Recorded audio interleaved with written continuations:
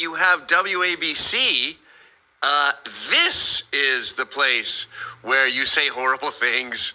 And yes. WABC is where you keep the gold or the where I need the FCC compliant stuff. Right. Which I never, in my wildest hallucinations, Gavin, thought anyone would be so stupid as to bring me back to no, I never thought I'd be back on broadcast radio.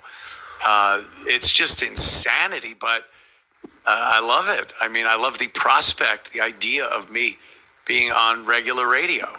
Well, I remember you had discussed the idea of doing, like you said a long time ago, if I move to Greenville, let's just do garbage, local, like traffic reports for $40,000 a year. Yeah, because it'll be over fun. Right outside Greenville or something. I kind of looked, I didn't really pursue it though, at some of the talk stations down here. I thought, it could be fun. Just, I do this show and, it doesn't take a lot of time out of my schedule or anything. And I have plenty of other time and I enjoy the out of doing this. So, if I could get a gig on a broadcast station, first of all, it's just, I love doing it. Secondly, what a great promotional tool. Yeah. Like saying, and they have no problem with it. So censored.tv, compound censored, compoundmedia.com, like talking about it and saying, hey, you like this show, holy shit. Wait till you see what we do when there's no FCC in the way. It's a great promotional tool. You can't buy advertising like that. Well, that's why I'm sort of like treading on kid gloves. I'm so nervous about it because I don't want to break the Fabergé egg that this deal is. Like, what do they know that there's idiots out there who will bombard them with garbage and 100% of them are retarded? I spoke with the GM yesterday, and we were hashing over some stuff, and he said, he goes, the feedback has been unbelievably positive. Like, people are really excited about this. He goes, there have been some people, and I go, wait, I'll tell you what they said. Right. I can tell you because this is something I've gone through my entire career. My family has had to deal with this nonsense, and they'll send you emails. They'll send emails to the bosses or everybody saying what a horrible racist white supremacist I am and stuff. And they understand it completely. They dealt with Sid's baggage when Sid Rosenberg first started there in mornings. What was his baggage? It had some baggage about shit he said and did. He had legal issues and things like that. Nothing. I'm not telling tales out of school, as my mom used to say. Don't tell tales out of school. And it's what. So they dealt with it, and he's doing very well over there. They're very excited to have me on board, and all the employees over there are just, they've been fans. They're really excited and psyched to have me part of WABC. How many markets is it in? You said like 200 something? Well, the WABC itself is just New York, right? But they own a syndication company that has 388 and growing every day. I think they're adding another 388 stations that they're syndicated on across the country. So I do a show, and one of these syndicated stations go, "Yeah, we need 2 hours to go here." They'll just grab it and put it on their station. Oh, so it's not guaranteed that every single show is on all 388. No. It goes in a pot, and anyone can take from the pot. Yeah, I'm starting out very modestly here. I don't have an announcement to make as far as days and times and things like that go. My goal is to do, and what I want to do is an hour or two in middays over there. But even I understand the baggage that comes along with me. You might want to test me out a little bit in maybe a more obscure day part for a few weeks before we look into putting me somewhere else. Well, that's what I wanted to get at. I've been thinking about this all week. You're my mentor. You taught me everything I know. You've been doing this for like 70 times longer than I have. So I know you're not jonesing for advice, but I would just, like, first few shows, do the hits like the Ramones, like do the voices, do the Tony Soprano. Don't have me on. Have Nick DiPaolo on. And when you and Nick are talking about the Sopranos, it's God, like. Yeah.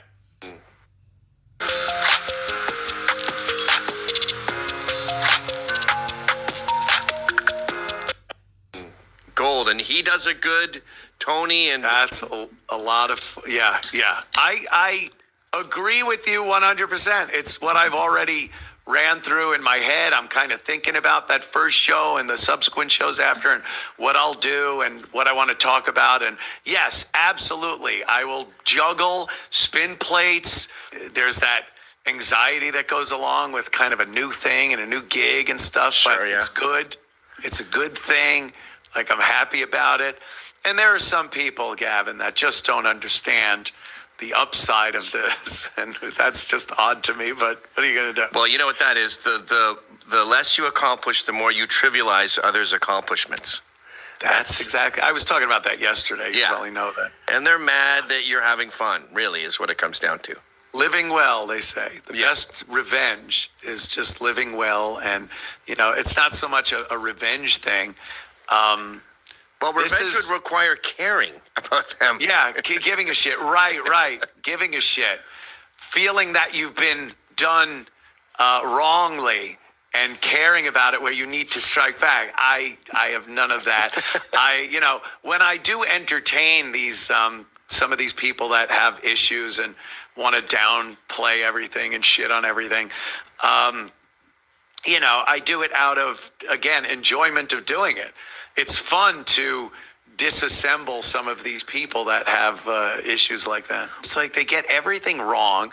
Like, and again, the Opie thing, he goes off on one guy that comments Yes. like Anthony, and God bless that troll. I'm not like, you guy puts that out. It's hilarious. He knew it was going to get Opie going by just saying, "Oh, Anthony was offered 300,000 when you were offered 40," and It's he made just up numbers. It's made up.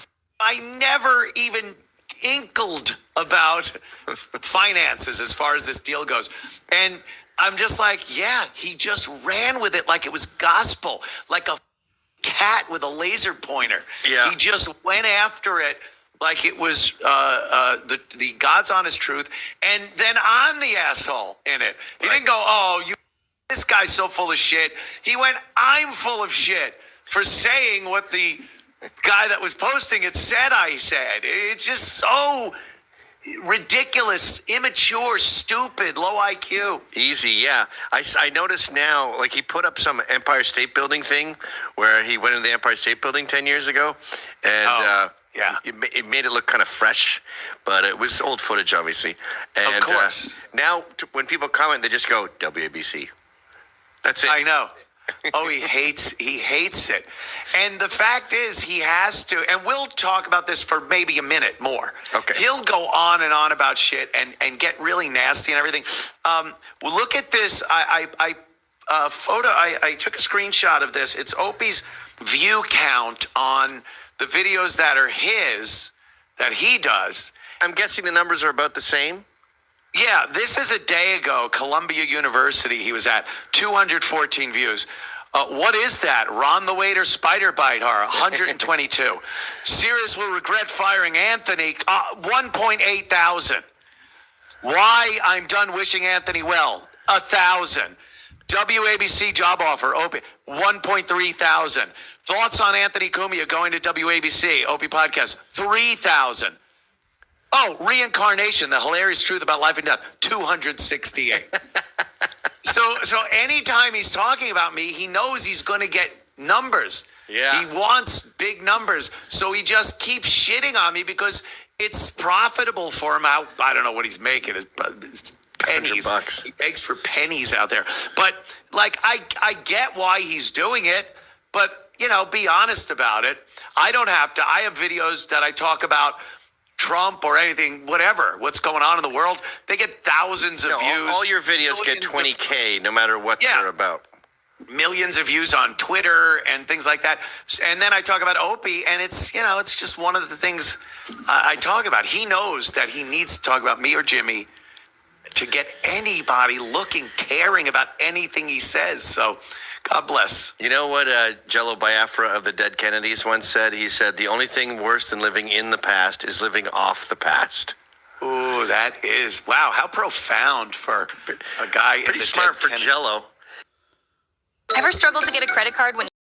Okay, so now Cumia and Gavin trashing Opie. I love the fact that they showed Opie's numbers. And I love the fact that they think 1,000 views is a lot of views. I'm bigger than Opie, of course. I've always been bigger than the Opester.